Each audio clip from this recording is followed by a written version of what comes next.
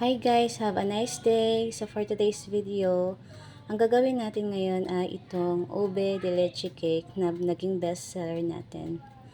So ayan guys, first naglagay tayo ng glucose sa ating board at yung cake board talaga natin ay dinoble ko yan, size 10 inches. Kasi yung size ng cake natin ay 8 inches round by, actually dapat by 4 inches lang to guys. Pero yung recipe ko kasi ng chiffon ay umaabot talaga siya ng 6 inches, 5 to 6 inches. So, ayan. So, nagtatanong doon sa post ko na ano yung bawat layer natin dito.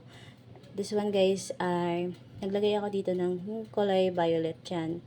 Ito yung ginagawa ko sa ube yema. Kung familiar kayo, di ba meron din tayong ube yema cake. So, yan ang nilalagay ko sa filling natin sa ating ube de leche cake.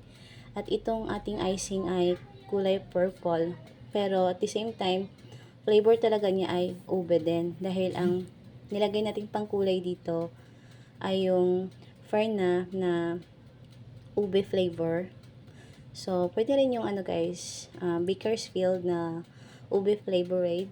Pwede rin, any brand naman pwede po. So, ito, malasang malasa talaga yung ube sa ating cake.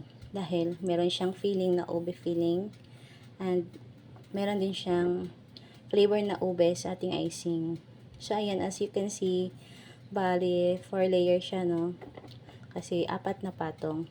So, ang tawag natin dito talaga ay 1 tier. 1 tier, ibig sabihin, isang buo lang siya. 4 layer, ganon. So, ayan guys. Actually, 4 inches lang talaga dapat yung ating cake. So, mataas talaga yung ating cake dahil sa recipe natin, umaabot talaga siya ng 5 to 6 inches. Hindi ko na talaga siya kinakat. As in, binibigay ko na yun sa customer kasi chiffon naman to guys at sayang din naman kung ikakat ko pa. So, ayan.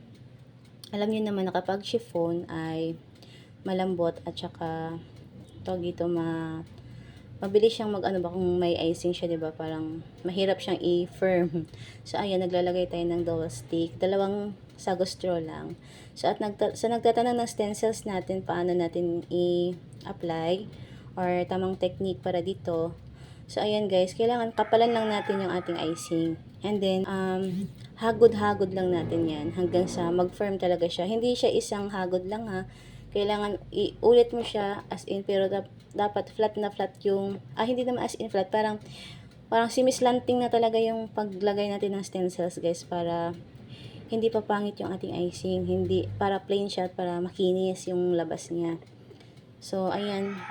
Ganyan, simple lang yung design ng ating cake dahil hindi naman to customize. Ito ay parang regular cake natin to 'di ba? Ube de leche cake. At syempre, napakasarap to dahil yung ating topping dito ay itong ating creamy leche flan na talaga namang sobrang mabenta.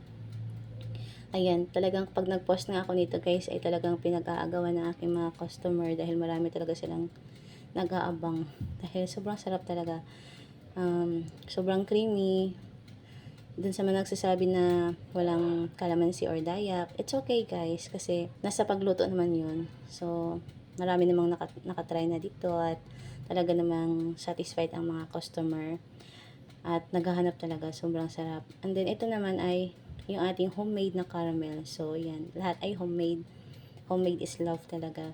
So, ayan, thank you for ordering, Ma'am Lenny. And thank you guys for watching. That is for today's video. Bye.